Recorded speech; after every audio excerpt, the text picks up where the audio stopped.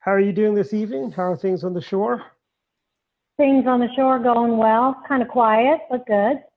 Sorry about that. It was really weird. My computer said it was unmuted, but your computer, it thought it was. So anyway. Yeah, so congratulations on your re-election to being MFRW president. Well, thank you very much. Yeah. And, this is a great idea, guys. Mm-hmm. So tell us about how is this changing what the Maryland Federation of Republican Women are doing, and how are you responding to this new environment? Well, it's affecting us the same way it's affecting pretty much everybody, in that we're not holding meetings. Our spring board of directors meeting is scheduled for May 2nd. I just sent the call for the meeting out today. It's going to be a virtual meeting. The National Federation of Republican Women, our parent organization, was supposed to have our spring board meeting last week, which was also canceled. It's going to be a virtual board meeting this Saturday.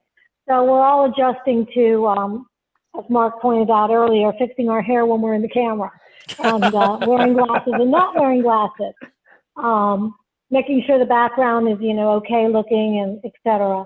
But for the most part, our members have basically put their meetings on hold and their activities on hold since we are complying with the shelter-in-place orders, but they're still using all the electronic. Thankfully, we have email and Zoom and Facebook and other mediums that we can stay in touch with each other. A lot of our clubs are also working on Caring for America, which is our service project program, trying to do things like I sent out information about sewing face masks and volunteering to deliver food to people or shop for older people. A lot of the groups have instigated phone trees where they've got older members and they're calling to make sure that their older members are doing okay. So that's basically how we are surviving in the midst of this. And, everybody's just kind of going on a day-by-day thing of what's going to happen and when we're going to be back to normal, if there's ever going to be normal again. I think our normal post-COVID-19 is going to be different than our normal before it. I think you're right about that. But coming back to it, there are lots of ways in which people as volunteers can be supporting each other. I know we were talking on an earlier thing about the need for donating blood, that there's not as much, obviously there's an inventory shortage, and with the health issue, it's a real opportunity for those that can do it to be able to get out and participate that way. True. Another area that I sent a mass email out to the group on was ways to stay politically involved, even though we can't be going to rallies and going to our club meetings, and gave them information about some of the Trump Talk training sent out. In fact, the one that we just had, the state party held this past Saturday, I sent that out to people, as well as a couple other things that I've gotten from Women for Trump and other avenues, to give them opportunities to call for Trump from home and areas like that. I also hooked them up with the YR's community calling efforts, so that we are a very giving group and we still want to be participating and helping when we can't be doing hands-on kind of thing. And then, of course, the same thing that I think you guys are working on, trying to get our people to use their local businesses, to remember to go and pick up at least a couple of meals a week from some local restaurant, as much as you can do, to make sure that they're still there when we get done, when we have the new normal post-COVID-19. Now, it's interesting. We're talking now about the potential. I don't think a decision has been made. We've moved the date of the primary. There has been discussion about an all mail. I was looking at the head of the Women's Federation, and an all mail ballot made me, I kind of stumbled on that. We settled that like 100 years ago, didn't we? But a mail-in ballot. A mail-in ballot is probably a much better way for me to say that. Sorry about it. I suddenly became very self-conscious about that. Don't worry about it. It's not a problem. A mail-in. As you know, we have a lot of male members in the MFRW. Yes. Men can be associate members.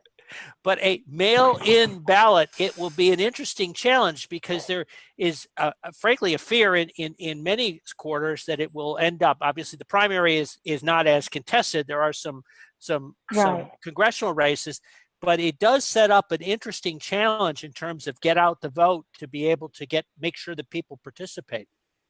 Very much so. Not to mention just all the worries. It's a whole different ball game of fraud issues that come into play with something we've never done before. Right. And the biggest fear is we do this mail-in this one time.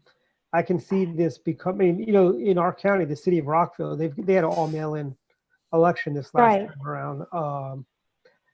There is something about going to the polls and voting,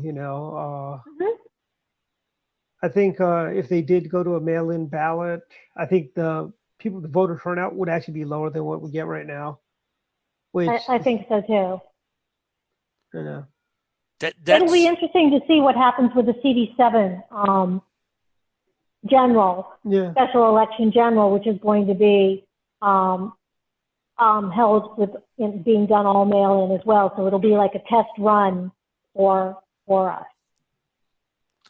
It's an interesting challenge, but it'll also create an opportunity for if that's the route we go. And of course, we don't know how the now June primary will turn, whether or not this is something that will happen down the road, but it will create a new need to be able to reach out to people to make sure that they fill out their ballot and get that in. And that whole chase function becomes an important part of the political outreach that we all do. Yeah, very much so. Every time we turn around, it's a new frontier with as a result of this coronavirus pandemic. We've talked in the past about how politics has changed, even since when you first became chairman. There was, going back with, a couple decades ago, so much of the political effort was in the TV. You would raise money, candidates would raise money for TV if they were at that level race, or raise money for direct mail if they were at more of a local race. And what we're seeing now, I think, is people aren't listening to local television as much, and they're also not opening their direct mail as much. And so the person-to-person contact that volunteers can have, they're certainly not having landlines as much as they used to. So the person-to-person contact of reaching out to people is requiring us all to use new technologies that much more effectively. Definitely. I would agree with you there. It's changing. And then also when you add the layers in of our early voting that we have here in Maryland, that it's totally changed to the 72-hour, get out the GOTV, get out the vote efforts are now week-long, and absentee ballot change is different. And now if we add a mail-in ballot, if we end up sticking with this mail-in thing, it totally changes the dynamics of how we go about campaigning. So it'll be an interesting environment to be able to kind of keep up the curve. I think so. I remember back in the days doing congressional campaigns, the 72 hours campaign.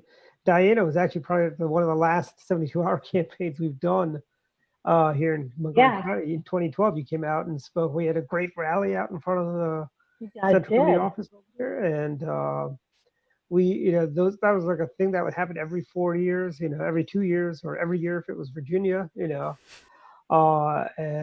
now it's, too every late. day. 72 hours is way too late. Yeah, by that time, most of the votes have already been cast. Yep. But I will tell you, my own personal theory is that early voting has a depressing effect on turnout. And there's actually good data for that, because the people who are most likely to do early voting are the people who would vote anyway, because they do it. And the people who are more the sort of casual voters, it's easy for them to put it off. It's easy for them to put off. And then you don't have that focus of a day in which everybody goes out to vote. So it's an interesting dynamic. There is data that suggests that it may not be increasing turnout to the extent that its advocates suggest. I think we all on this call at least would, and whoever and your listeners would agree that all early voting did was take the number of voters that would vote anyway on election day and spread them out over a week's worth of voting. Costs us more, need more manpower, but basically not really move the needle at all on total number of voters. Yeah. If anything, depress it, as you said. You have more chance to procrastinate, so you procrastinate right away, all those days away. So if Republicans had proposed early voting, we would have been accused of proposing it in order to suppress turnout. Yes, exactly. I don't know. I'm not trying to put words in your mouth or anything like that, but. Oh yeah, well, but of course, you know, if it's something that we came up with, it would have to be bad. If the other side wanted it, then it was something that's, you know, to enfranchise and bring more voters and make better opportunities.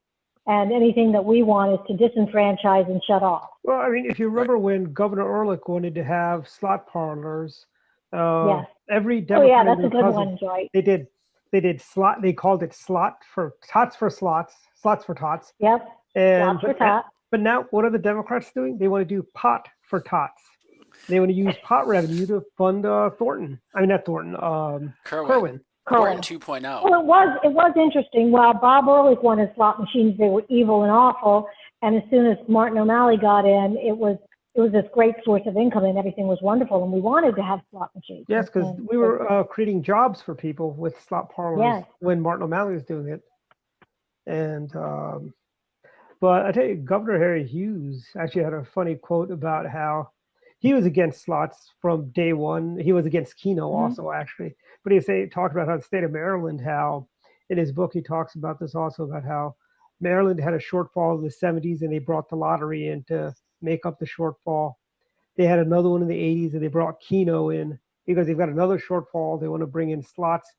And he had a funny line about what's next. If they bring in legalized prostitution, you know, to make up for the next shortfall, you know. Well, you know, it's a P word, but not prostitution. Yeah. I think now we're bringing in pot. They want to bring in legalized pots for to pay for that shortfall. They're saving that for the last time they have a budget. Now you know what I always say about irony, Dwight. In print, it looks bad. Well, anyway, I really appreciate your coming on this show. I thank you guys for inviting me. Yeah, we just want to summarize. We've got to just kind of refresh. Tomorrow night, we're going to be hosting the Trump Thursday, which will be a virtual program, and we'll be doing an update on the Trump campaign. We had been doing this in Montgomery County, obviously at restaurants, and so now we're doing that virtually. So, and we've extended that to obviously we can accommodate a lot more people. So Diana, no traffic getting to the location. No traffic, yeah. No Montgomery County traffic. No hour-and-a-half commute to get there. And that's just if you're living in the county. Yes. Well, I'm not sure. No sitting on the Beltway. Yeah. I'm not quite sure we're ready to have a Zoom Lincoln dinner. What do you think? That one would be interesting. They're doing Zoom happy hours where, you know, everybody gets their drink and they all pile on and toast each other. So, I mean, if worse comes to worse, we could do that. And just think how much, you know, it'd be easier to get speakers if all they have to do is dial in from wherever they are. Yeah. Right. So, but I personally would much rather have in-person Lincoln Day dinners where you get to see all your old friends. I think we're all looking forward to that. I think we're all getting a little cabin fever and looking forward for some more interaction. So hopefully over the summer and the fall, we'll have dinners to go all up and down the shore. So, you know, as you know, I love coming out to the shore. I like going to Waitomica, and I know Worcester County was going to do a dinner in Ocean City this year. You know. Well, we had Queen Anne's County was going to do their dinner at the end of this month, and that's not happening. So we didn't even get to advertise it. I mean, we had just talked about it, got our speaker, and was about ready to put it out, and that's when all of this broke. So we'll have dinners galore to go to once everything lifts. We'll get tired of each other. But it's great that you guys are doing this virtual stuff so that we are staying connected. And hopefully everything will be cleared up by June so we can all celebrate with the president's birthday in Montgomery County. When we do that, I know you guys are sponsors with us on that. Looking forward to it. Yeah, I mean, and it's in Gaithersburg, so it's really easy for people in the western part of the state to get to. It's not you're not having to deal with Montgomery County traffic at that point up there in Gaithersburg. Yes. So.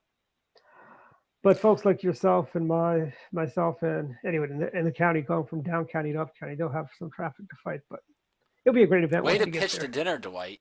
Yes. It's like emphasize the negative. Well, Diana, thank you very much for joining us, and Dwight and Ryan. I think we had a success tonight. What do you say? Yeah, I'd say it overall went out. I wouldn't say without a hitch. We had some audio connection issues, but mostly we were there. Mostly it was. Same great. Ryan does have a voice.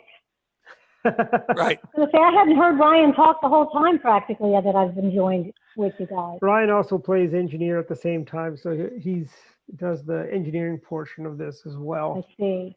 Yeah. All right. Okay, well, Thank you very much. Thank you, Diana. Great. Appreciate it. Take care. Have a good evening, everybody. Stay safe. Bye-bye. Okay.